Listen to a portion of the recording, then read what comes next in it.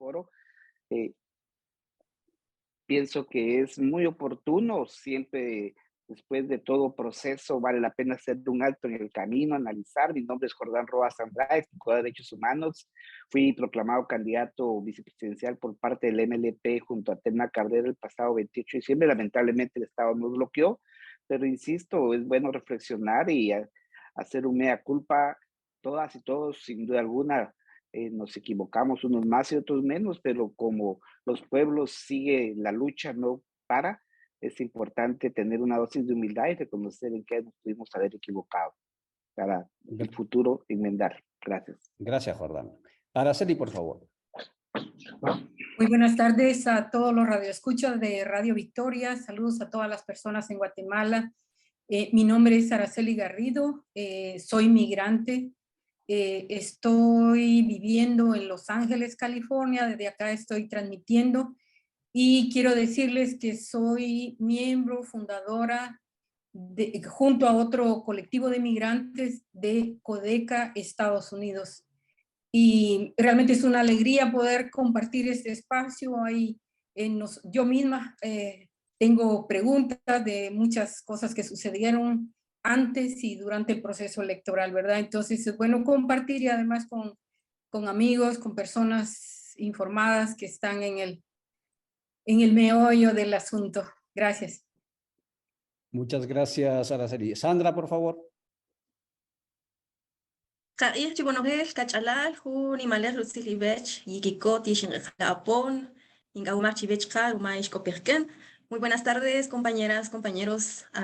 Me da mucho gusto saludarles, encontrarnos. Creo que es importante poder también reflexionar, ¿no? Principalmente sobre todo lo que ha estado ocurriendo. Y bueno, mi nombre es Sandra Shinkovats, yo soy de Patzum, Cachiquel, de Patzum, Chimaltenango, y soy parte de Codeca. Entonces, pues un gusto saludarles a todas, a todos. Muchas gracias. Gracias, Sandra. Por favor, Mario. Bien, buenas tardes a todos y todas. Para empezar, pues muchas gracias por la invitación a dialogar con Araceli, Sandra, Jordán y con Juvenal, obviamente. Pues yo soy antropólogo social. He trabajado en la Universidad Rafael Andívar y en la Universidad de San Carlos de Guatemala, tanto en investigación como en calidad de docente. Actualmente soy coordinador del área de antropología en la Escuela de Historia y en términos generales, pues vamos a aportar lo que esté en nuestras posibilidades a este diálogo, a este análisis.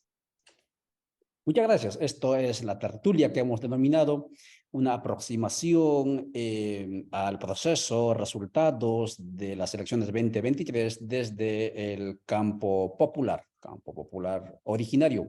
Estamos transmitiendo esta tertulia en los canales de Radio Victoria, estamos transmitiendo en el canal también de Rondas Campesinas del Perú, que es bastante activa también esta ronda, y saludamos a todos los colegas comunicadores, pero también defensores de derechos en aquel país. También transmitimos en Ecuador, en el Senaco Internacional, también en Minca Comunicaciones Argentina y obviamente en Guatemala, en la página de CPO, página de Codeca Guatemala, obviamente también en la página de lo que fue el MLP. Bien, vamos a entrar entonces con la siguiente dinámica antes de ir a las preguntas que hemos trasladado a cada uno de nuestros panelistas. Una pregunta general para todos en una palabra, en el orden que acaban de pasar. ¿Cómo resumen, cómo expresan ustedes en una palabra vuestro sentir pensar de todo este proceso electoral? Jordán, por favor, adelante. Leccionador. Muchas gracias. Yo diría crisis. Muchas gracias. Complejidad. Complejidad, gracias. Mario. Pesimismo en términos generales. Muy bien, muchas gracias. Entonces esas son las palabras que se expresa el sentir, el pensar, ¿no? Cúmulo de cosas que nos van ocurriendo y ocurrió también a las personas, seguramente los que nos están oyendo al otro lado de la pantalla. Vayamos entonces, Jordán, contigo, directamente al grano. Desde diferentes fuentes, diferentes actores, incluido también usted, y obviamente también de los diferentes movimientos sociopolíticos, sociales y políticos han denunciado proceso fraudulento, actos de fraude, etcétera, antes, incluso en la misma jornada, ¿no? Ha habido el caso, por ejemplo, menciono el caso TREC, ¿no? los que conocen estos procesos, en Bolivia se aplicó el mismo sistema, ¿sí? No fue la misma empresa, pero el mismo sistema, y se demoró o se paralizó la transmisión, esa transmisión rápida que llaman, ¿no? Cuestión de 10 minutos, fue esa razón del por qué se activó ese golpe de Estado en Bolivia contra el gobierno de Evo Morales, ¿no? Aquí en Guatemala se impidió el ingreso a la prensa, a los recintos de votación, pero muy a pesar de todo eso y la lentitud, digamos, de traslado de datos, etcétera, y muy a pesar de las dos empresas estas que no supieron explicar del por qué hay dos empresas, digamos, con el sistema de cómputo, etcétera, nadie más habló en su relato del asunto fraude. ¿Qué pasó y qué pasa con los resultados y la cuestión del fraude denunciado, estimado Jordán? Gracias, Ivantay. Sí, efectivamente, yo fui el primero que el 27 de enero denunció fraude electoral al conocer la noticia del bloqueo por parte del propio Estado a la institución del binomio presidencial encabezado por Telma Cabrera y su servidor, porque lo demás pues subieron binomios que ya no se les permitió participar, pero fue distinto porque fue a partir de recursos que se plantearon entre los mismos partidos. A nosotros el Estado nos cerró la puerta. Dicho eso, el fraude de la papeleta blanca ya estaba consumado porque se redujo la posibilidad de los guatemaltecos de elegir y a nosotros de ser electos. Y después esta serie de irregularidades, pues, no pueden dejar de mencionarse, y es importante también, por eso sí, aleccionador, porque se tiene que tener la capacidad de tener fiscales en todas las mesas electorales con la capacidad de argumentar y impugnar, ¿verdad? Pero sí queda la percepción que no fue un proceso transparente del inicio, y por eso es que el voto nulo tuvo un 17%, hubo un 6% de votos blancos, ¿verdad? Y eso es lo que marca el proceso, pero esto ya fue legitimado, guste o no, ya hay resultados, pero sí se habló de fraude, y fraude a nivel presidencial. Evidentemente sí se violentó la voluntad popular al no permitir elegir libremente. Muchas gracias. Claro, el ganador, el vencedor ha sido el voto nulo, ¿no? Porque recuerden ustedes que la que va en este momento a primer lugar no alcanza, digamos, más allá del 14%, 15%, ¿no? El voto nulo prácticamente se disparó por encima. Voy contigo, Araceli Garrido, hasta los Estados Unidos. Conocemos el activismo político, especialmente en este tiempo, y a mí como observador, digamos, más allá de las fronteras, me inquieta esto de migrantes o ciudadanos en la diáspora, digamos así, que no son ciudadanos allá, pero tampoco son ciudadanos aquí porque no pueden ejercer sus derechos plenamente, porque no pueden ser elegidos como candidatos, por ejemplo.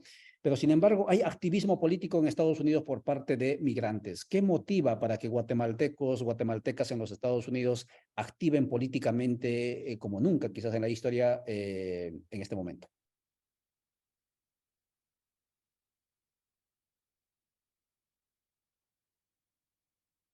Micrófono, por favor, Araceli. Sí, disculpe. Pienso que hay como dos grandes vertientes que tienen que ver con el activismo político de los migrantes guatemaltecos en Estados Unidos, y uno de ellos es que, aunque migramos, parte del corazón se queda en Guatemala. Conocemos la historia de miseria, el profundo racismo y discriminación que duele de verdad hasta los huesos. Sabemos de la injusticia que viven las comunidades, la población, el tema de la impunidad que sigue reinando después de cuántas décadas que se firmó la paz en Guatemala. El saqueo, por ejemplo, de los recursos naturales. Estamos enterados de cómo han cedido las tierras para saquear los recursos naturales, para desplazar a las comunidades originarias que son las verdaderas dueñas de esas tierras. No puedo olvidar nunca los 30 kilómetros del río Cabón entubado para una hidroeléctrica de un extranjero, y hay muchas voces que han protestado contra la CICIG, por ejemplo, que por ser extranjeros, pero contra el entubamiento del río nunca han dicho nada, ¿verdad? Y no solo eso, sabemos de las minas, de las hidroeléctricas, en fin. Entonces, esa problemática la conocemos, estamos conscientes de ello. Entonces, eso nos vincula poderosamente hacia Guatemala. Es una situación que no podemos olvidar. como dicen los abuelos, allá se quedó enterrado nuestro mushustis en nuestro ombligo y nos va a unir siempre esa situación a Guatemala. Y la otra vertiente que quiero mencionar es ya en sí la situación de los migrantes, ¿verdad?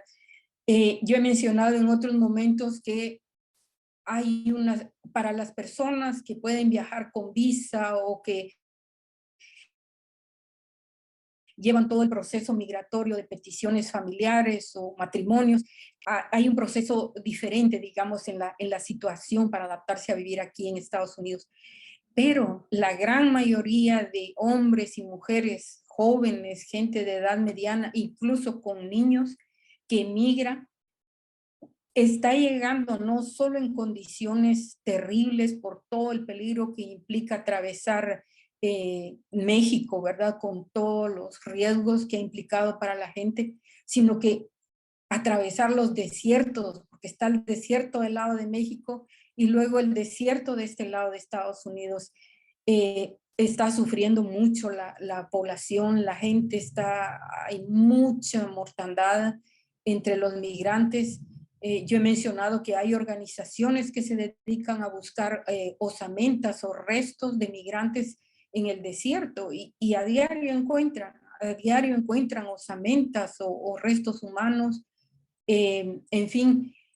Y luego poder trabajar aquí en Estados Unidos realmente es difícil porque cada vez el tema migratorio es más difícil. Y poder contar con un número de seguro social que solo lo puede tener una persona que es residente o legal o ciudadano, pero sin ese número de seguro social es difícil encontrar un buen empleo. Entonces la gente le busca. Hay unas tiendas aquí, unas ferreterías enormes donde a diario son decenas de hombres que llegan desde antes de las 6 de la mañana, están parados esperando a ver que pase un contratista en un pick-up y los recoja para ir a trabajar a algún lugar. Entonces, y se necesita muchas soluciones. De verdad, urgen políticas públicas desde Guatemala para beneficiar, para apoyar a los migrantes.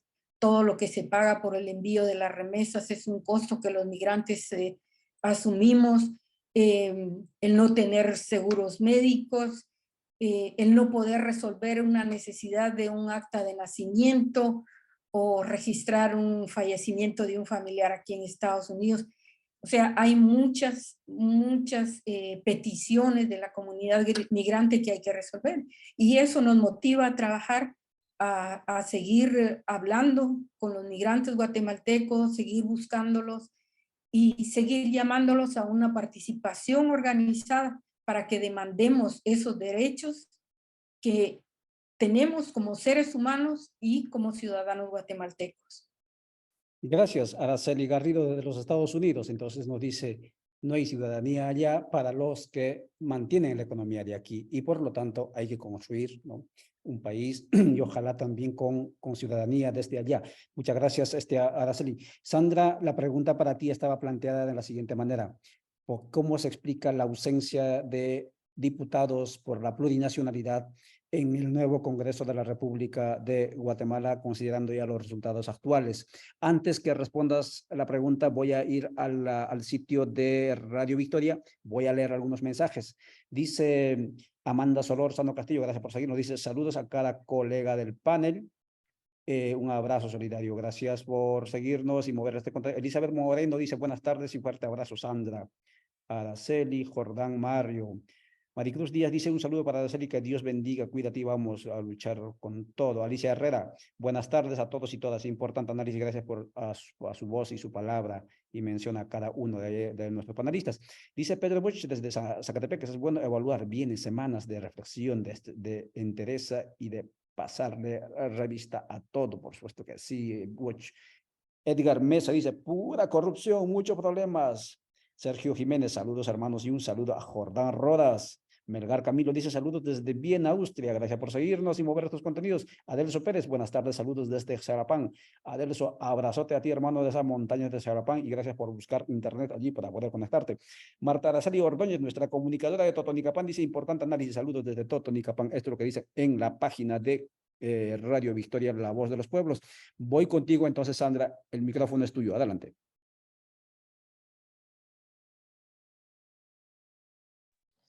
Muchas gracias.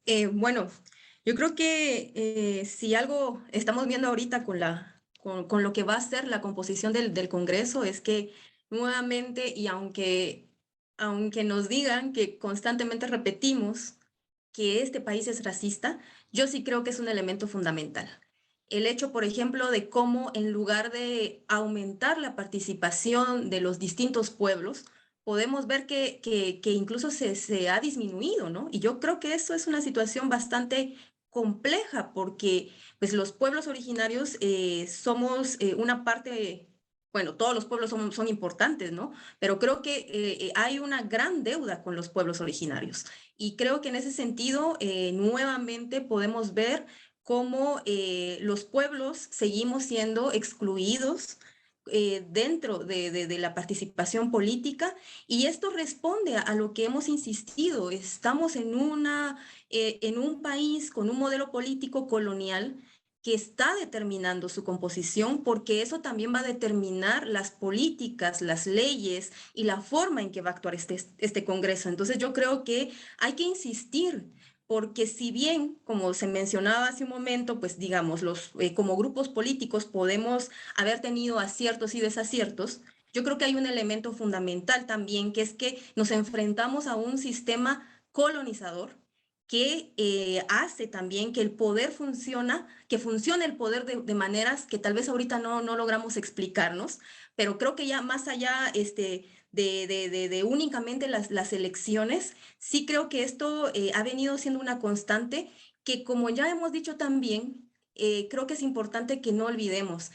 Así como el empobrecimiento no se mantiene en un estado lineal, ¿no? Que no se mueve, o sea, no es que no empeore, es que esto al final va a ser un costo para los pueblos, principalmente porque estamos hablando de problemas fundamentales como la lucha por el territorio, como la actividad extractiva o el modelo extractivo económico que se impone en Guatemala, y también, ¿no?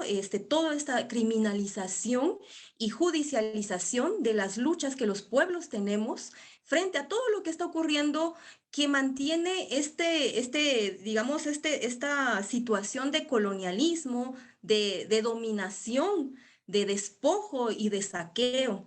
Entonces yo creo que esto es una muestra que debe de llamarnos, más que llamarnos la atención, creo que sí debe preocuparnos. Es decir, cómo nuevamente el sistema al final está poniendo condiciones que están permitiendo que el Congreso de la República mantenga un estado monocultural, porque eso es lo que estamos viendo.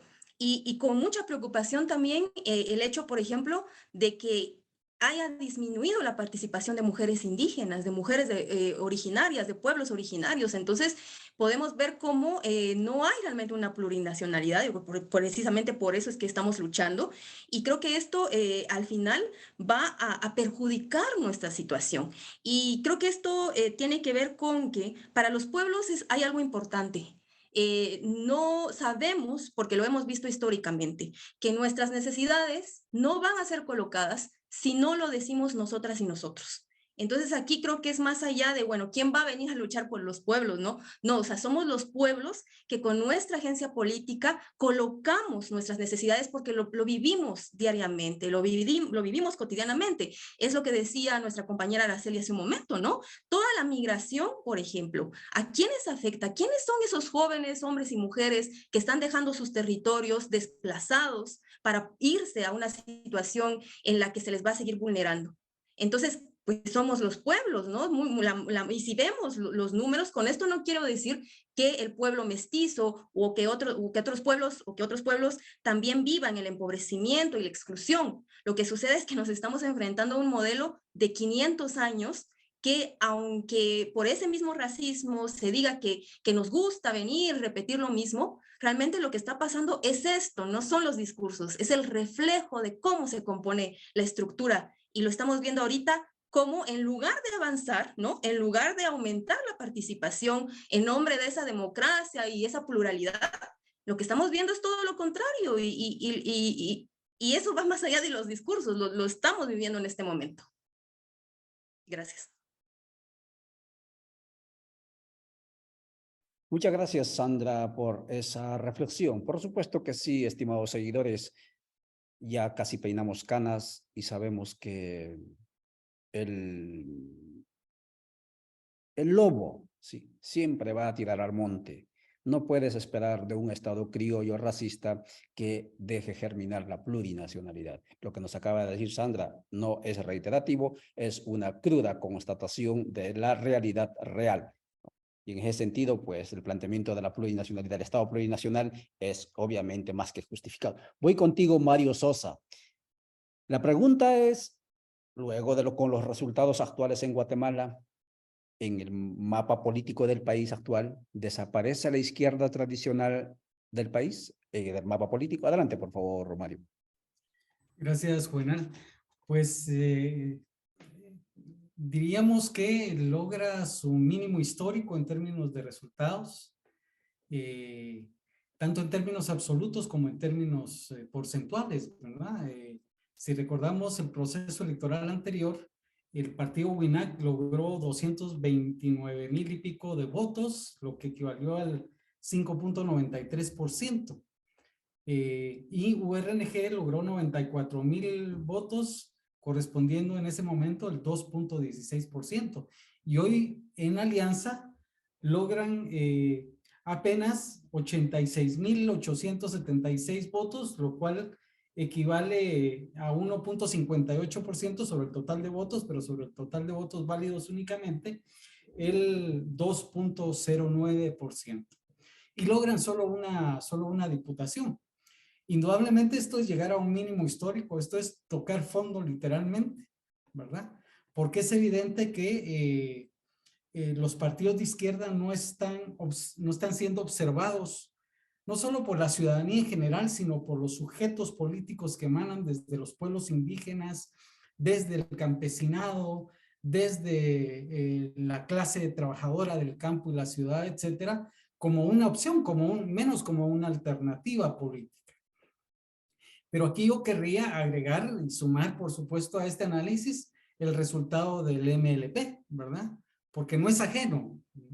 No obstante, la diferencia existente en el sentido de que el MLP se sitúa como una opción que plantea la búsqueda del Estado plurinacional y de ubicar la Asamblea Nacional Constituyente Popular y Plurinacional como un paso necesario para refundar el Estado y para gestar un nuevo modelo de sociedad, un nuevo modelo de economía, pues finalmente logra también un resultado muy inferior en términos absolutos y porcentuales en comparación con las elecciones anteriores. Habrá que recordar que en las elecciones anteriores, pues obviamente se tuvo la posibilidad de contar con una candidatura presidencial que hizo que se lograra el 10.32% de los votos, 452,000 votos alcanzados en ese momento, en una coyuntura muy especial porque efectivamente también la exclusión de otras candidaturas y una serie de variables que influyeron, obviamente hicieron que esa votación sumara a la candidatura y propuesta presidencial del MLP, pero habrá que recordar que de cara a la elección a diputados se logró el 2.3 algo por ciento de los votos, lo cual en ese momento decíamos, este es el voto duro del MLP, ¿verdad? El voto logrado para sus propuestas de candidatura, porque finalmente era el voto, diríamos, más sólido que presentó en ese momento el MLP. En este momento hubo un retroceso, ¿verdad? Reitero, en términos de la cantidad de votos obtenido y en términos porcentuales, no solo en perspectiva de los votos en su totalidad, sino también de los votos en perspectiva del porcentaje obtenido de los votos válidos. Ahora, ¿qué explica esto? Yo creo que ahí debiéramos situarnos un poco, ¿verdad? Y aquí hay variables obviamente estructurales, algo de lo que ya mencionaba Sandro, efectivamente habrá que recuperarlo, pero hay otras variables, ¿verdad? Y efectivamente estamos ante un proceso en el cual el dominio a través del control social, y aquí hablo del control social, que se expresa, por ejemplo, en el clientelismo político, en las amenazas, etcétera, además de la represión que ya sabemos que opera de manera permanente, pero también a través de los mecanismos hegemónicos, ¿verdad? Que hacen que la mayoría de la población, de la ciudadanía que se excluye o que es excluida de la votación o que participa activamente en la votación siendo que alcanza en este caso el 60% de los inscritos en el padrón electoral, están vinculados a los intereses, a las ideas dominantes que constituyen esa hegemonía, ¿verdad? Y que favorece efectivamente, en términos generales, nuevamente a la corrupción, que favorece en términos generales al sostenimiento de un Estado que no solo es racista, que es clasista también, ¿verdad? Que es un Estado sometido a los intereses imperialistas que impactan en nuestro país, que es un Estado también patriarcal, por cierto, ¿verdad? Como otra variable muy, muy importante. Una hegemonía que sostiene los intereses capitalistas, tanto de las expresiones capitalistas que emanan de este territorio como de las expresiones transnacionales. Eso en términos generales diríamos, ¿verdad? Lo cual hace entonces que esos grandes contingentes de población voten ¿por quién? Voten por esas fuerzas de derecha, conservadoras, etcétera. Cuando hablamos de pueblos indígenas, indudablemente debemos recuperar que hablamos de luchas de resistencia muy importante, que se expresó, por ejemplo, en las más de 90 consultas comunitarias contra los proyectos mineros. Pero recordemos algo que yo insisto constantemente. Tempranamente, de forma temprana, en el 2007 ya empezamos a ver cómo esas mayorías absolutas en las consultas comunitarias se vieron fragmentadas y divididas en el momento electoral, incluso votando por aquellos partidos de extrema derecha, que eran los más rabiosos para imponer los proyectos extractivos, los proyectos de muerte. Resulta entonces que la mayoría de los pueblos indígenas, como de la clase trabajadora, de las mujeres, de la juventud, votan por esas opciones de derecha y conservadoras, y a lo sumo, como sucedió en este proceso electoral, votan por opciones medianamente progresistas, ¿verdad? Como resulta ser el caso del movimiento semí. Pero entonces quiero referirme a otros factores rápidamente. Hay factores que tienen que ver con la responsabilidad al interior de la misma izquierda en términos generales, ¿verdad?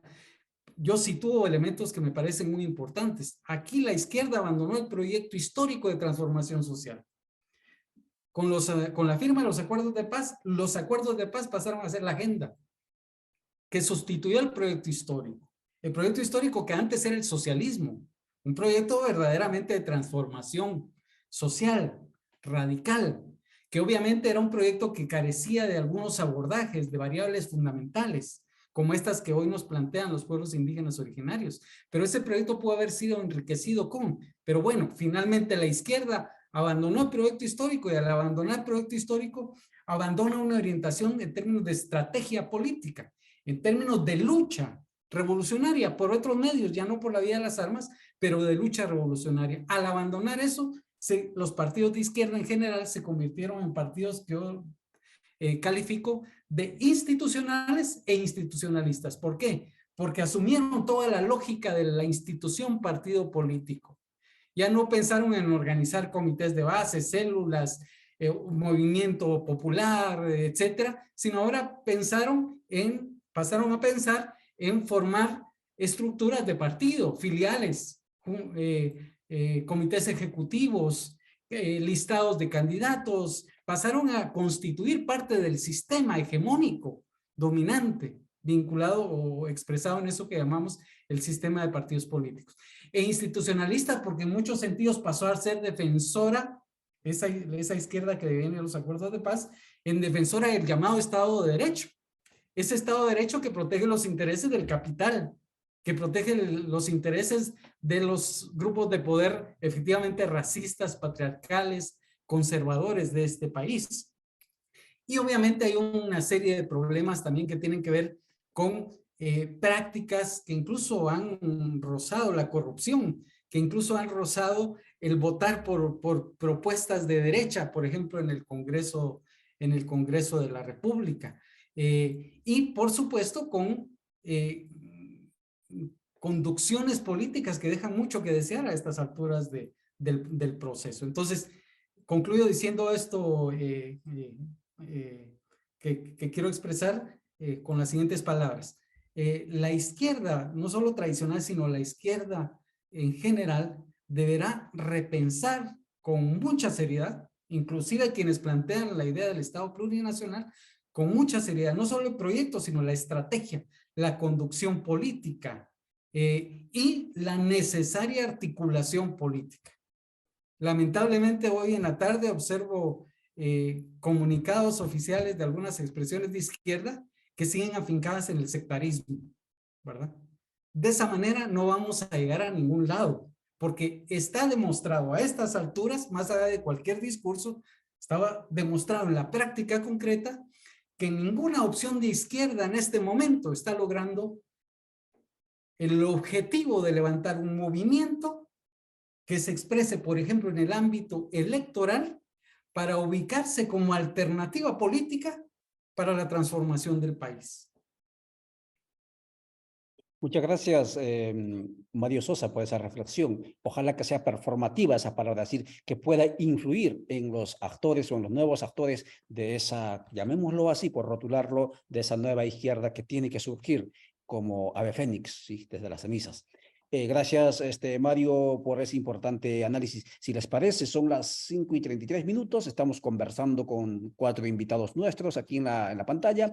Es una aproximación, una lectura sobre el proceso y los resultados de las elecciones 2023 desde el espectro del sector popular. Voy a ir a la página de Codeca Guatemala y vamos a leer los mensajes. Dice Pirata del Pacífico, desde Euskal Herria, País Vasco, felicitaciones a los pueblos de Guatemala, al MLP por esta victoria por segunda vez desde el 2019. El voto nulo ganó las elecciones a pesar de todas las adversidades de la criminalización del asesinato de mártires conscientes de los pueblos de Guatemala. Dijeron con un 17% de votos estas elecciones y estas propuestas presidenciales no nos representan. Adelante, pueblos mayas incas, dice Pirata del Pacífico. Dice Osvaldo López, le tuvieron miedo a usted, Jordán, le dice. Vicky Tejada dice, una buena estrategia para eliminar al MLP. Luis Gómez dice, adelante, compañero de la lucha, sigue, Codeca vive, dice. Estuardo Miranda, saludos, Jordán, dice, desde Sierra. Dice Tejada, Vicky, ¿qué vamos a hacer? El pueblo, ante más del 65% de votos, sumando nulo, abstencionismo, voto blanco, sumados. Tendría que anularse las elecciones, convocar a una nueva asamblea constituyente, dice Vicky Tejada. De eso nos va a abordar también Jordán Rodas ahora. Lo que pasa es que para llamar a nuevas elecciones, bueno, para que se anule, solamente tiene que contar 50% más uno de voto nulo, no se suma todo, ¿no? René Muñoz dice, este es el sistema de la oligarquía y está blindado por todos los lados para evitar que entren alternativas populares, dice. Y así hay muchos mensajes. Gerardo Valdizán, por la liberación de los pueblos, Codeca presente. Hay codequeros en la sala, ¿verdad? Bueno, esta página de Codeca, pues, no puede ser de otra manera, ¿no? Dice Telma Cabrera, saludos, hermanos, interesante reflexión, saludos, Jordán, dice allí la compañera Telma, gracias por seguirnos. Marco Vinicio dice, Zacatepeque seguirá en la lucha. Lucrecia Yen, excelente ponencia de Mario, sin seriedad y articulación con la izquierda, no llegará a nada, por supuesto que sí, eso es lo que está ratificando. Jen dice, Evelyn Barrientos, Guatemala cambiará hasta que los pueblos cambien sus perspectivas, dice. Méndez Flores dice, ¿por qué los diputados de MLP no nos dan a conocer quién ganó o ganaron? Todos a favor, informar, soy MLP. Pues no hay MLP, compa, así es que Volcancito ya no está. Van a crear, dice, nueva institución, nuevo emblema. Así es, ahí mañana hay asamblea, mañana ya, los que están interesados en el tema, mañana hay asamblea ordinaria, seguramente van a salir datos interesantes mañana. Voy a volver al Zoom. Vamos, entonces, Jordán, voy contigo. Esta es la segunda y última parte de esta tertulia. Seguramente van a haber inquietudes. Si tienen preguntas, chicos, por favor, plantéenlo, ¿sí? Jordán, la pregunta para ti es, ¿para Guatemala es suficiente con la lucha contra la corrupción? Es decir, ¿es suficiente la propuesta semilla? ¿O es necesaria la construcción de un Estado plurinacional con nuevas instituciones en base a una nueva constitución política plurinacional? Adelante, por favor, Jordán. Bueno, el tema de la lucha contra la corrupción y la impunidad es indispensable. Hay que reconocer que Lamentablemente se frenó y se retrocedió en esto que se había avanzado gracias a la CICIG, a la comunidad internacional, que Guatemala soberanamente, no fue imposición extranjera, vino y se instaló ante la porosidad del sistema de justicia y la corrupción imperante que sigue hoy en día, pero habíamos alcanzado a ver la luz los guatemaltecos de que una justicia independiente podía sentar en el banquillo los acusados a todos sin privilegios, a empresarios, a funcionarios, a políticos, y eso se debe al trabajo de equipos dirigidos en la última etapa de la CIG por Iván Velázquez y en Guatemala por la FESI por Juan Francisco Sandoval. Entonces sí es importante, sí es indispensable y no es excluyente y no riñe con la aspiración, la propuesta de una reforma plurinacional. Esta constitución, recordemos, nos data de tiempos de la guerra, fue aprobada por fuerzas políticas del MLN, UCN y Democracia Cristiana, nada progresistas. Entonces sí es necesaria una revisión y con la inclusión desde la visión de los pueblos, eso no me cabe la menor duda. Y no tenemos que dejar como un tema de monopolio de semilla. Ellos fueron capaces, hay que reconocer y ser objetivos, dentro de las propuestas que permitieron participar, recoger y tener la credibilidad por una buena parte de la población. Y por eso fue la sorpresa que no la veíamos venir nadie, que nadie pensó que semilla va a quedar en segundo lugar, pero hoy por hoy es una realidad. Y ahí es donde tenemos que tener una madurez las personas e instituciones progresistas de ver este 20 de agosto como una oportunidad, quizás sea la última, porque estamos mal, pero podemos estar peor, ¿verdad? Y tener, como decía Mario, la capacidad de articular esfuerzos, de sumar, dejar los egos a un lado y poner agendas mínimas donde todas y todos nos sintamos incluyentes, pero sí dar un paso al frente, ¿verdad?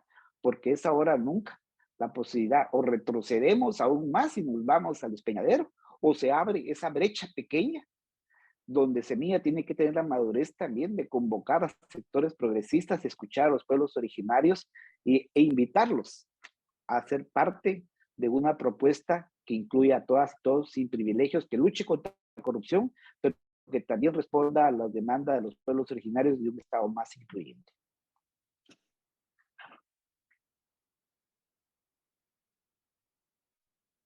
Muchas gracias, Jordán. Y por supuesto que sí, lo que describes es totalmente corresponde a la realidad. El país prácticamente se ha puesto, y es hasta anecdótico, ¿verdad? De un grupo de oportunistas corruptos, por un lado, ¿no? Por otro lado, los guardianes, digamos, y los actores de la lucha contra la corrupción, como es el caso Grupo Semilla. Y en esas dos opciones, Guatemala tendrá que decidir el próximo 20 de agosto. Eso es más que evidente, ¿sí?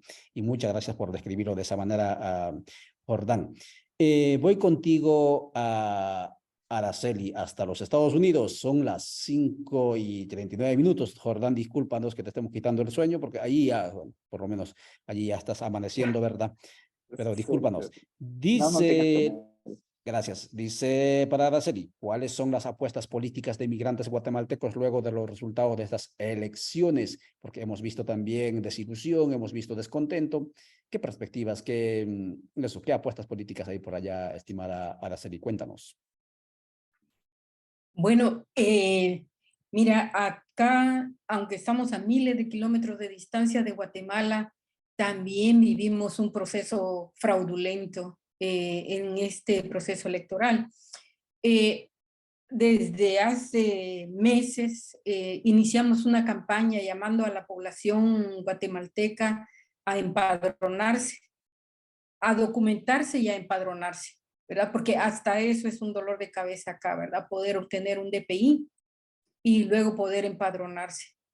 Hubo un proceso en el que el Tribunal Supremo Electoral, aunque ellos anuncian de que hicieron TikTok y pusieron anuncios, pero la verdad es que trasciende muy poco. Si hubo información, no trascendió, es la verdad, de cuándo, por ejemplo, iban a estar empadronando en los consulados. Tuvieron una página en internet con un apartadito ahí de servicio a los migrantes, un servicio que nunca funcionó, porque lo probamos, intentamos, muchos guatemaltecos intentamos y simple y sencillamente no podíamos ni siquiera registrarnos en la página del Tribunal Supremo Electoral. Entonces, nos llegó así también, ¿por qué digo que vivimos ese fraude? Porque pienso que desde ahí, desde no facilitar el acceso a documentarnos con el DPI, el no facilitar el empadronamiento, a fin de cuentas, no permitió que los guatemaltecos votáramos, que no toda la gente que quisiera hacerlo, pudiera votar. Estuvimos reportando el domingo pasado frente a los 2 puestos de votación acá en Los Ángeles y vimos a muchísima gente molesta, ¿verdad? Porque, bueno, yo vivo en Los Ángeles, estoy empadronado, pero me están mandando a votar a San Francisco, por ejemplo. La ciudad de San Francisco está en vehículo a 6 horas, 5:30 a 6 horas conduciendo, o sea, está muy lejos. ¿Quién iba a salir en ese momento a San Francisco a votar, verdad? Hubo mucha molestia, incluso gritos, protestas en frente del consulado. Ahora, menciono todo esto porque esa es parte de las cosas que hay que cambiar hacia los migrantes. Lo que nosotros estamos planteando es, como migrantes, que demandamos respeto y demandamos inclusión en las decisiones que se tomen en Guatemala y que nos afectan directamente. Urge una representatividad real de migrantes en Guatemala, pero de personas honestas, comprometidas con las comunidades, porque sabemos que hay personas que han aprovechado oportunidades para nombrarse como representantes, pero que realmente no lo son, ¿verdad? No representan nuestros intereses, van con otras aspiraciones electorales, ocupar puestos de diputados en Guatemala. Entonces, eso deja a un lado los verdaderos intereses y las necesidades de los migrantes. Nosotros como Codeca, Estados Unidos, seguimos, como decía hace un rato, comprometidos en acercarnos a las comunidades, a los guatemaltecos, poder plantear los ejes temáticos, los proyectos, las propuestas de Codeca para que la población se informe y se organice, que se decida organizarse para que en conjunto podamos hacer esas demandas, ¿verdad? Es la única manera, como veo que realmente podemos hacer llegar nuestras demandas. Entonces, un tema fundamental para acá, para nosotros, es el reto de poder acercarnos a las comunidades, organizarlos y poder canalizar entre todos esas demandas hacia Guatemala para que nuestros intereses, nuestras necesidades sean atendidas. Muchas gracias, Araceli, por mostrarnos y describirnos esa organización transnacional, por decirlo así, es decir, transfronterizo. Normalmente nos escuchan desde países de origen, ¿no? Enviando organización hacia los países de destino. Regularmente es al revés, pero en este caso es lo que está ocurriendo con Codeca. Apasionante para los que inquieta, digamos, el tema del entramado social, el tema de los movimientos sociales, estudiar este fenómeno de Codeca en Estados Unidos, Codeca en Guatemala, Codecas en otras partes. Interesante. Voy contigo, Sandra, son las 5:45. Ya nos dijo Mario, pero quisiéramos por favor escucharte. ¿Qué factores han determinado, según usted, aparte de lo que Mario ya nos indicó, los resultados actuales de las elecciones 2023? Adelante, por favor, Sandra. Gracias. Bueno, considero que, digamos, sí, es multifactorial, ¿no? Porque creo que el hecho también de que hay un cansancio, ¿no?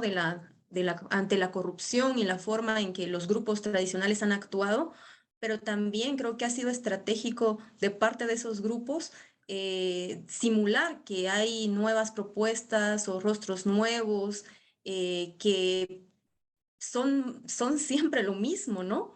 Pero que, digamos, mediáticamente los posicionan como nuevas opciones.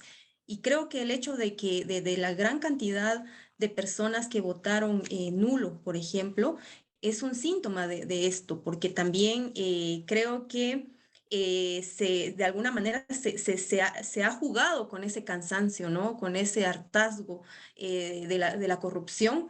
Sin embargo, también creo que por eso es muy importante insistir en que necesitamos mantenernos organizadas, organizados y seguir formándonos para poder tener la capacidad y las herramientas de poder leer lo que muchas veces se nos es difícil darnos cuenta. Y creo que en ese sentido, por ejemplo, lo que ocurrió con Carlos Pineda también, porque creo que eso es importante mencionarlo, el hecho de cómo cómo jugó también con una especie de, digamos, de campaña que sabemos que iba a ser más de lo mismo, pero que pegó en las personas, ¿no? El hecho de pensar nuevamente que al ser una persona que pues aparentemente es nueva en la política, iba a ser una opción diferente como una especie de antivoto, ¿no? Hacia los grupos tradicionales, pero sin embargo sabemos que son personas que no representan un cambio verdadero. Y también ante esto creo que el hecho de que la no inscripción del binomio presidencial del MLP también jugó un papel importante. Creo que precisamente por eso, ¿no? Yo creo que no es una situación deliberada, ¿no? Hemos dicho en distintas ocasiones que fue, digamos, todo un proceso bien intencionado para quitar del escenario político electoral a Telma Cabrera, que creo que también tiene que ver y menciono a la compañera Telma porque creo que la identificación que los pueblos y las mujeres tienen con ella, que representa, ¿no? No desde la individualidad, sino cómo se representan las necesidades de las comunidades, de los pueblos, de las mujeres, porque ya se ha mencionado, o sea, yo sé que el racismo no es el único problema, sin embargo, recordemos que el patriarcado es una herencia colonial que viene de este racismo histórico, y creo que esto ha tenido que ver con estos resultados que estamos viendo ahorita, ¿no? Además también, ¿quiénes son las personas que han votado? ¿Quiénes son y por qué? ¿No? Hubo mucha confusión al respecto también del momento de elegir, y creo que en ese sentido es que nos da y nos muestra, ¿no? Cómo es que al final sí es necesario insistir en que aunque los rostros cambien, sí es importante ver cuál es ese proyecto político, porque creo que, yo creo que en este sentido son todos estos factores que se fueron dando durante el proceso, ¿no? Desde iniciado el proceso, que determinan lo que estamos viendo ahorita. Y también preocupa, ¿no? Porque si por ejemplo, parte de las personas es decir, al final responden, ¿no? a estas estrategias de simular que son proyectos políticos nuevos, cuando en realidad provienen de la misma práctica política que hemos visto, vinculada también mucho al narcotráfico, por ejemplo, o al crimen organizado. Creo que esto es una señal de que el trabajo que nos toca es verdaderamente grande aún, y el camino es necesario seguir abriendo ese camino, porque también es el mismo hecho de cómo el oficialismo ganó, o digamos, cómo pegó, ¿no? Esa estrategia de lo que fuimos escuchando, ¿no? A través de las municipalidades, pues que es el poder local, fueron invirtiendo durante además un proceso de 4 años, insistiendo en hacer campaña, ¿no? Y creo que eso y el colonialismo que está interno, porque también tenemos que revisarnos a nosotras y a nosotros mismos, ¿no? Cómo es que funciona el poder en nosotras y a nosotros mismos para que al final se vote aún por las personas sabiendo lo que hacen, ¿no? Gracias. Muchas gracias, Sandra, por esa respuesta, y por supuesto que sí, la autocrítica también es a cada uno de nosotros, incluso para los comunicadores, ¿sí? Es una autocrítica porque hay no solamente novedades, digamos, existen en estos resultados, sino también existen, digamos, falencias, errores, por supuesto que sí. Voy a ir, antes de Adiós Sosa, la pregunta para ti, te lo dejo allí, y para que la audiencia también, si acaso tiene pregunta, por favor, plantéenlo. Es en este contexto y de aquí en adelante, ¿qué oportunidades y desafíos encuentras para movimientos y pueblos del campo popular en Guatemala? Antes que respondas, por favor, Mario, iré a la página en este caso, vamos a ir a la página de Ollantay. Y al parecer también allí hay comentarios. Dice Carmen Goma, dice, el volcancito siempre presente en nuestros corazones. Por supuesto que sí, en Guatemala hay volcanes como milpas, crecen en diferentes rincones. Lucrecia Yen dice, renovación para mí significa MLP, claro que sí. Dice Carmen Goma otra vez, y resulta que el sistema ve que la segunda vuelta es entre con populismo y la izquierda. Pues ya explicó, ¿verdad? Este compañero Mario esta cuestión, ¿no? Dice Alfredo Ortiz, si me representa lo que describe Jordán, ahí tienes un seguidor, Jordán. Luis Soto dice, es muy importante reorientar los objetivos genuinos de nuestro movimiento y darle mayor participación a las comunidades. El cacicazgo le ha hecho mucho daño al MLP, ajá, y hay una autocrítica. La toma de decisiones verticales nos está llevando al fracaso, por supuesto que sí. Hay que participar. Juan Batén Hernández dice, malos recuerdos, nos mandaron a la guerra sin armas. No, eso me imagino que se refiere. Juan creo que es el candidato a alcalde, pero en los movimientos, en este caso en MLP, si te refieres, Juan, no creo que haya mandado a alguien a la guerra, a nadie. Yo creo que cada quien hizo el esfuerzo como pudo y demostró, digamos, en buena medida el trabajo que hizo. Eso fue el resultado también de las urnas. Carmen dice, si Pineda hubiera participado, hubiera ganado en la realidad política dolorosa del país. Eso es lo que dicen en esa página de Ollantay. Salgo de aquí y voy a ir al Zoom y dejo el micrófono para Mario. Adelante. Gracias, Juvenal. Bueno, yo creo que habría que pensar en desafíos inmediatos y desafíos históricos, ¿verdad? De cara a lo inmediato, yo me atrevería a hacer las siguientes preguntas para que quienes nos están escuchando y observando, obviamente encuentren desde sus posibilidades la posibilidad de una respuesta lo más acertada y coherente posible de cara a las necesidades que nos plantean las luchas precisamente de los pueblos, de las mujeres, de los campesinos, de los obreros, etc. Ciertamente estamos hasta cierto punto en un momento político distinto al de la primera vuelta electoral. Una pregunta que deviene de ahí es, por ejemplo, en el caso de Codeca, para avanzar en su proceso de organización y lucha, y para enfrentar al nuevo gobierno, que sea cual sea, va a haber que enfrentarlo porque entendemos que no van a haber cambios radicales en relación al Estado y en relación a la política del Estado. ¿Con quién prefiere enfrentarse? Sería la pregunta. ¿Con Sandra Torres y la UNE, que es representativa, entre otras cosas, de ese llamado pacto de corruptos? ¿O como con una opción que ha sido ciertamente, débilmente, si ustedes quieren, pero oposición al pacto de corruptos, y que va a implementar muy probablemente un tipo de políticas, en algunos casos progresistas, ¿verdad? En algunos casos también ligadas al capital y a la imposición de los proyectos extractivos, pero sería la pregunta, creo que es válido hacerse, ¿verdad? No estoy vendiendo una opción, por cierto, ¿verdad? Sino estoy planteándome, situándome, no desde mi condición pequeño burguesa o de capa media, sino me estoy ubicando desde la posición de las comunidades y los pueblos indígenas en lucha y en resistencia. ¿Qué conviene más? ¿Tener un gobierno u otro? ¿Verdad? Esa sería una cuestión a considerar. Ese es un desafío de carácter inmediato.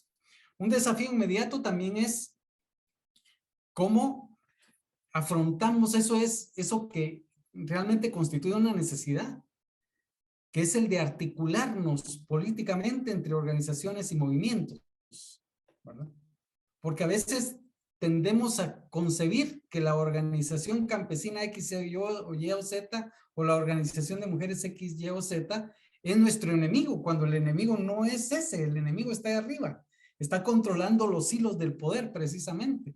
Está enriqueciéndose, acumulando más capital, sosteniendo un régimen racista de carácter histórico.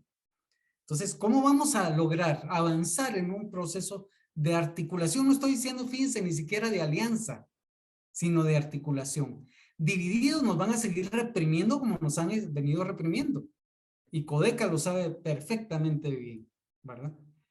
O nos articulamos para encontrar ciertas condiciones, ciertas capacidades para la lucha social y política, o vamos a seguir en las mismas circunstancias de debilidad de cara a las luchas que nos va a tocar librar en lo inmediato. Un tercer desafío sería el cómo logramos recuperar capacidad organizativa, que eso no deviene simplemente de estar incorporando a militantes, a afiliados. Esto tiene que ver con construir militancia social y política, que se convenzan del proyecto histórico que estamos planteando y de que se comprometan entonces en los distintos momentos y circunstancias de lucha social y política. Y en ese sentido, y referido a este desafío anterior, está el cómo vamos a lograr reconstituir, en el caso de Codeca, su instrumento político. Porque efectivamente diríamos, creo yo, Codeca tiene la capacidad organizativa para hacerlo, ¿verdad? Pero habrá que hacerlo sobre la base de un análisis no autocomplaciente, no situando solo los factores que incidieron en nuestro resultado, esos factores históricos de quienes controlan el poder que efectivamente incidieron. También habrá que pensar en qué hicimos, cómo lo hicimos, etcétera, ¿verdad? Para no repetir los mismos errores, ¿verdad? Indudablemente, y para potenciar un nuevo proceso en dirección a recuperar no solo una capacidad política de lucha, sino, por supuesto, avanzar en el objetivo de lograr el Estado plurinacional que se requiere. Y de carácter histórico, me parece que es necesario pensar en la necesidad de construir una hegemonía alternativa. ¿A qué me refiero con esto de hegemonía alternativa? Hay una hegemonía dominante en donde las ideas, los intereses, las lógicas del poder, de los capitalistas, de los transnacionales, de los racistas, de los misóginos, de los machistas, de los acosadores, es lo dominante en la sociedad, ¿verdad? De las ideas conservadoras, que incluso devienen de muchas de las corrientes católicas y protestantes, por cierto, no solo protestantes. Esas son las ideas dominantes. ¿Cómo logramos que nuestras ideas, que nuestro proyecto, que nuestras ideas, que nuestras propuestas se conviertan en ideas que se las apropie la mayoría de los pueblos indígenas, por ejemplo? Ahorita la propuesta de Estado plurinacional es una propuesta marginal. No logra enraizarse en los pueblos indígenas, entendiendo que los pueblos indígenas son, en términos generales, la totalidad de la población que constituye un pueblo indígena, no solo cierta dirigencia, ¿verdad? No, son, o la mayoría, diríamos, de esos pueblos indígenas. Y esto lo diría para el conjunto de sujetos sociopolíticos, indudablemente. ¿Cómo logramos que es nuestro proyecto, que nuestras ideas, que nuestras luchas se vinculen, se enraícen y a partir de ahí entonces lograr que esos grandes conglomerados sociales se sumen a esta lucha, a este proyecto, a esta estrategia de transformación social? A eso me refiero con construir una hegemonía alternativa. Sin esa hegemonía alternativa que nos dará entonces una correlación de fuerzas favorable a nuestra lucha, vamos a llegar al siguiente proceso electoral e igualmente van a vedar nuestra candidatura presidencial. Porque lo que yo digo es que ahorita vedaron la candidatura presidencial de Telma Cabrera y de Jordán Rodas como parte del binomio, porque la correlación de fuerzas le favorecía indudablemente a quienes decidieron concretar ese veto. Controlaban la institucionalidad estratégica y fundamental del Estado. Las Cortes, la Corte Suprema de Justicia, la Corte Constitucional, el Tribunal Supremo Electoral. Les fue fácil. Y evidentemente el MLP no tenía la fuerza para revertir por la vía política, más que jurídica, esa decisión, por ejemplo, ¿verdad? Entonces, es necesario pensar en construir una correlación de fuerzas favorable y eso pasa por construir una hegemonía alternativa, favorable a la lucha de las mujeres, de los pueblos, de la clase trabajadora, del campesinado, de las comunidades rurales y de los sectores también muy importantes que se sienten o son marginados y marginalizados en los centros urbanos, en el área metropolitana, que los hay muchos, por cierto, ¿verdad? Hay luchas que están liberándose también en el ámbito de la ciudad, que también tienen muchas dificultades políticas, ideológicas, organizativas, ¿verdad? Pero que podrían potenciarse a partir también de incorporarlos a determinado tipo de alianzas o de procesos de articulación necesarias. En ese sentido, entonces, creo que con eso termino, es necesario que todos y todas asumamos con perspectiva crítica este momento y situemos con la mayor coherencia posible nuestra orientación, nuestra práctica y la conducción política que les corresponderá a unos y indudablemente no a todos. Decía al inicio que situando mi sentir, que yo estaba pesimista, ¿verdad? Y efectivamente estoy pesimista por los resultados, pero esto no implica abandonar la lucha. Esto no implica dejar de tener la esperanza en un futuro mejor, en la posibilidad de construir una sociedad radicalmente alternativa a la sociedad guatemalteca, un Estado verdaderamente alternativo al Estado guatemalteco. Eso sí debe entusiasmarnos, ese proyecto de nueva sociedad, esa esperanza que debemos situar en quiénes, en nosotros mismos, en nuestras comunidades, en nuestros pueblos, en nuestras organizaciones y en nuestras luchas. Muchas gracias, Mario Sosa, por esas reflexiones también de autocrítica, pero también de ese llamado urgente e importante de ir más allá, incluso de los fracasos circunstanciales o de las derrotas circunstanciales. Son las 18:02. Voy a pedir a los comunicadores y comunicadoras de los territorios que teníamos reunión a las 6. Por favor, un par de minutitos. Voy a dejar a cada uno de los panelistas para que puedan despedirse, para que puedan, si acaso quieren concretar alguna idea que han dejado de expresarlo, en el mismo orden. Jordán, Araceli, Sandra y Mario. Son las 18:02. Adelante, por favor, Jordán.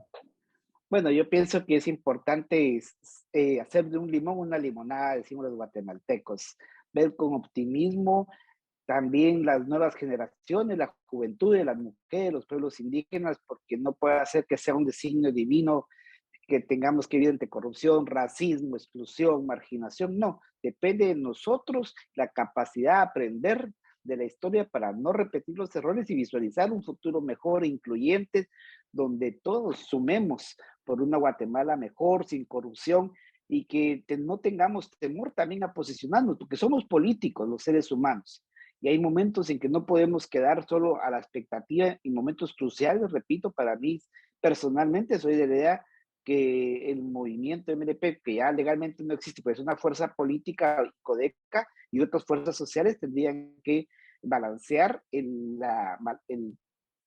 tema de la elección del próximo 20 para repetir más de lo mismo o abrir la puerta, pero no mediante un cheque blanco, sino mediante un diálogo sincero y franco con los protagonistas de un gobierno que evidentemente puede ser más progresista, el de Semilla. Yo así lo veo. Muchas gracias. Gracias. Araceli. Sí, pues a todos los miembros de Codeca en Guatemala, acá en Estados Unidos, un llamado a mantener ese ánimo, a mantenernos firmes, como han repetido la dirigencia de Codeca muchas veces, ¿verdad? El proceso electoral fue una lucha, pero ahí no se acaba. Codeca sigue, Codeca existe, y a continuar los esfuerzos por informar, por formar, como decía efectivamente Mario, ¿verdad? Porque la conciencia no crece de un día para otro, el compromiso tampoco, y realmente el poder transmitir ideas para que todos nos sigamos retroalimentando es muy importante. Para estar firmes ante tantas eventualidades, tantas maniobras que se presentan. Así que mucho ánimo a la gente en Guatemala, en Estados Unidos, y que sepan que también como migrantes aquí seguimos firmes y de todo corazón aportando lo que podamos aportar en esta lucha. Saludos a todos. Gracias, Araceli. Sandra, por favor. Gracias. Creo que es un momento muy necesario para hacer estos procesos de evaluación, ¿no? De qué hemos hecho, cómo lo hemos hecho, y también en ese sentido poder aprender también de estos procesos. Creo que sí reiteramos que la organización es lo fundamental, y también creo que hay una necesidad muy importante de hablar, ¿no? Hablar sobre los procesos, seguirlos no solo analizando, ¿no? Sino que creo que a nivel también del movimiento social es importante hablar sobre lo que está ocurriendo, pero también para ser realistas, ¿no? Yo creo que para los pueblos y para todos los grupos históricamente dominados, despojados, sí es importante no encontrarnos siempre en esta disyuntiva, ¿no? De no sentirnos representadas y representados.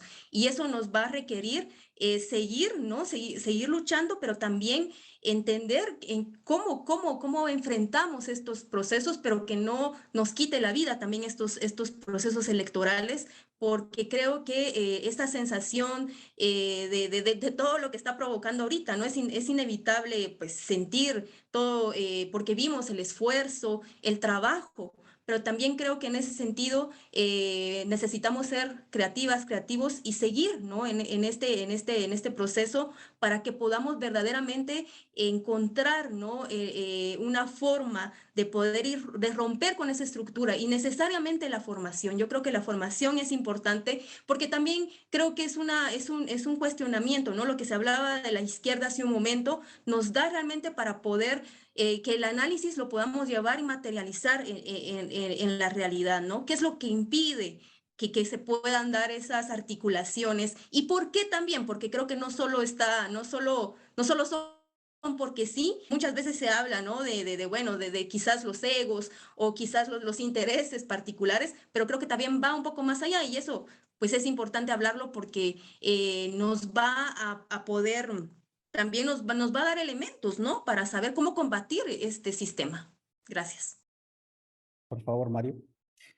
Gracias, Juvenal. Bueno, para empezar, pues, agradecer por esta invitación a conversar con todas y todos ustedes. Desde mi perspectiva es necesaria obviamente la autocrítica, pero no para autoflagelarnos, no para buscar culpables, sino efectivamente para situar con la mayor objetividad posible, de forma crítica, lo que hicimos, cómo lo hicimos, por qué lo hicimos así, etcétera. Extraer, como decía Sandra, los aprendizajes. Las luchas son históricas, las luchas no son de 4 años, ¿verdad? Las luchas son históricas y en ese sentido nuestras ideas, nuestros principios, nuestras orientaciones y compromisos deben ser igualmente históricos. Esta lucha no ha acabado. Pudimos haber tenido un revés en este momento, pero esta lucha debemos seguirla consolidando, debemos seguirla librando.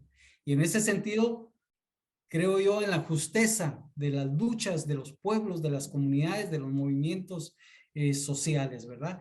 Y eso implica recuperar que la justeza de esas luchas es lo que nos permite pensar, diseñar y avanzar en la construcción de una sociedad radicalmente alternativa. No podemos seguir pensando en una sociedad en donde el 50% de los niños menores de 5 años se debaten entre la desnutrición crónica aguda y la muerte. Esta sociedad, este estado, debemos cambiarlo radicalmente y esa lucha es histórica, así que ánimo a todos y todas, ¿verdad? Debemos continuar en este esfuerzo que, reitero, ¿verdad? Es de largo aliento y que no nos debe desesperanzar un resultado por muy malo que haya sido en este momento. Muchas gracias, Mario. Muchas gracias, Jordán. Muchas gracias, Araceli. Y Sandra, también a ti, muchas gracias. Y a ustedes, amigas y amigos, al otro lado de la pantalla, muchas gracias por seguirnos y por mover estos contenidos.